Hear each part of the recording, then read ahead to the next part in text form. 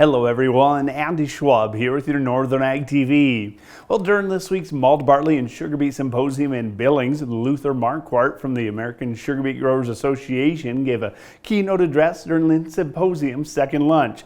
Now, it came just hours after the Trump administration had announced the latest dietary guidelines for the next 5 years, that is, and we'll talk a little bit more about those details in a minute. However, the biggest news for the executive vice president of Luther Markwart was the announcement of his retirement. He told me it's certainly tough to summarize 44 years of service into 4 sentences, but he's proud to be defending sugar beet producers on Capitol Hill.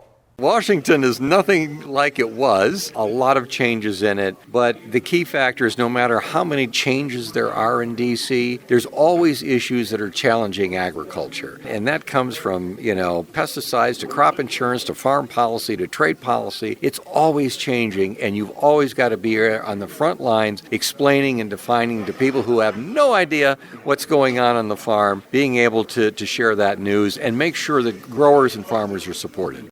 Markwart certainly is not just going to coast to the finish line, though, during his final months of the leadership role. Like you mentioned, there's always something happening on Capitol Hill that needs addressed, and the latest one is the USDA's Farmer Bridge Assistance Program that provided $1 billion to specialty crop producers like sugar beet growers.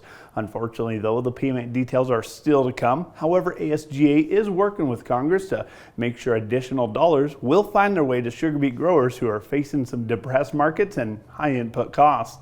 It was announced by USDA $12 billion. $1 billion of that is being set aside for specialty crops and sugar. It's a little more complicated because there's lots of different crops in that. So we don't know what the numbers are for us yet, but there's going to be something, and I will tell you it will never be enough. But the agriculture committees, both the House and the Senate, recognize that it's not enough and they need to do more. They're talking about it, how they do it, when they do it, how much it is, when it comes.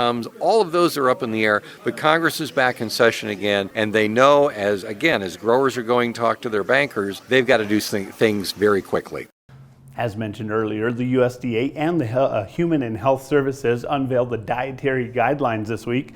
The main message from that 5-year plan was eat real food. Sugar beet growers, though, they unfortunately are seeing the government suggesting of avoiding added sugar, and it was actually a hard line of no amount of added sugars. However, Markwart says there's science to prove that healthy diets can include some sugars. We should leave them right where they are on sugar, 10% of your calories, no more than that for the dietary guidelines. When you get below that, it's really not based on sound science, okay? And look, forever we've had this fad, that fad, it's one thing or the other. And where we have always come from is what does the science say? Not what the fads say, but what does the science say? And if you base it on science, you'll find that you can add 10% of sugar to the diet without any issues. Now, the American Sugarbeet Growers Association is going to be holding their annual meeting in Indian Falls, California on January 26th through the 28th. Of course, you can find those details on our events calendar, northernag.net. For your Northern Ag TV, I'm Andy Schwab. Have a great rest of your day.